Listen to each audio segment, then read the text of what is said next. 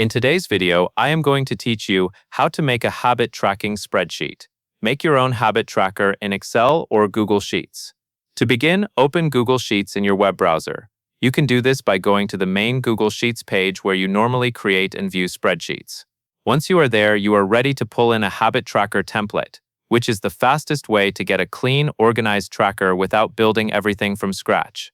Next, open the provided template link and choose the option that says to make a copy. This type of link usually takes you to a page where the creator has shared a ready-made tracker, and the Make a Copy option ensures you get your own editable version. This is important because it keeps the original template unchanged, and it saves your version directly to your Google Drive so you can update it anytime. If your browser shows a warning page that says something like Continue to Destination, go ahead and click that.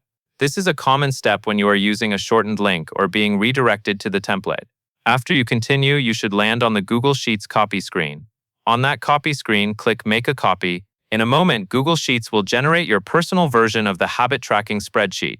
You can rename it later, but for now, the key is that you have your own file that you can edit freely. Once the sheet opens, you will see areas that are already formatted, including sections that can be highlighted. Click on the highlighted area in the tracker, and then continue clicking through the other highlighted fields you see. These highlighted spots are meant to guide you to the parts you can customize, such as habit names, dates, or tracking entries.